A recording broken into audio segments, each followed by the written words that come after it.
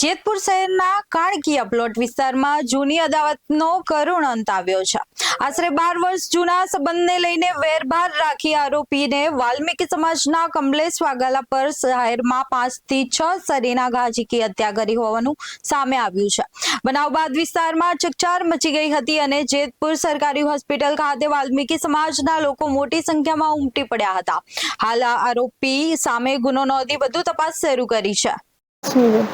શું બનાવ બન્યો છે? મને કહેશે કે હાલે 200 રૂપિયા તું રાખ અને તાર પગાર નથી ને તો હાઈ હું પાછા દઈશ તો તું જમતી નહીં। મેં કીધું કા? તો કે ઉપર ઘડી ચારે આપણે હારે જમીશું। તો મેં તું શું લેવા જાઉં? તો કે હું બળફ લેવા જાઉં। તો કલાક અડધી કલાક થઈને તો એક ભાઈ મને બોલાવાય કે કમલેશ મામાને કાંઈક થયું ને તો કમલેશ મામા રોડ માથે પડ્યા છે। તો અમને તેમ કે ભૂગરની ગટર કાઢી છે ને તો કાંઈ ખરીયો બરીયો પગમાં લાગ્યો હશે, આવી અમને કાંઈ ખબર નહોતી। પછી ન્યા ગયા ને તો બધા બાયું કહેવા માંડ્યું કે આ ભાઈને તો 3 કલાકથી માર શું થયું બનાવું શું બન્યું કઈ સમાચાર? ના અમે ઘરે હતા, બળફ લેવા ગયો। કોઈ વાતુમાંથી જાણવા મળ્યું? ના કાંઈ નહીં સાહેબ।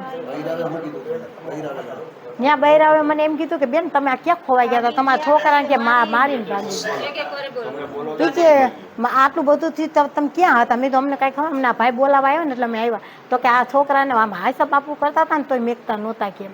પછી એક વર્ષ છે ને એ કે છરી એના હાથમાં હતી ને તેને પગમાંથી કાઢીને સીધી મારી દીધી। તો છોકરી એ કાંઈ ખબર નથી સાહેબ અમને।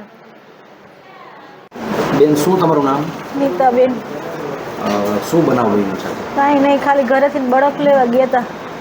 અને પછી તમને શું જાણકારી મળી? કીધું કોક બીજા ભાઈ હતા ને કીધું કે કાંઈક થયું એમ। મેં કીધું ચક્કર બક્કર આવ્યા તો પડી ગયા હતા તો આખા લોહી જાણ 6-7 ઘા મારીને વયા ગયા કોક। નહીં ખબર નથી કાંઈ, માથાકૂટ કે બાંધવજ કાંઈ કોઈ આયરે નહીં, માથાકૂટ બાયદા જેવાય નથી। હત્યાનો બનાવ સામે આવ્યો છે, હત્યા કોને કરી છે અને શા માટે કરી છે? જેતપુરના કાણકીયા વિસ્તારમાં આજે બપોરના સમયે એક હત્યાનો બનાવ બનવા પામેલ છે, જેમાં મરણ જનારનું નામ કમલેશ અરવિંદભાઈ વાઘેલા છે અને જે હત્યા કરનાર છે તેનું નામ જયનભાઈ કાળુભાઈ વાઘેલા છે। મરણ જનાર છે તે આરોપીની માતા સાથે મૈત્રી કરારથી રહેતો હોય અને આરોપીના જે પિતા છે એ 10 વર્ષ પહેલાં ગુજરી ગયેલો હોય અને આરોપી રાજકોટ મુકામે રહેતો હોય। ત્યારબાદ એમની માતા છે એ આ આરોપી સાથે મૈત્રી કરારથી અહીં જેતપુર રહેતો હોય તે બાબતે તેને પહેલેથી મંદોર હતું, જે બાબતે ત્યાંથી આવી અને આરોપી સાથે બોલાચાલી થયેલ હોય અને તેમને છરીના ઘા મારી અને તેમનું મોત નિપજાવેલ છે।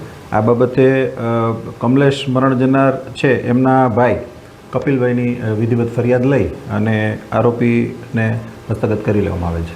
કેટલા આરોપી છે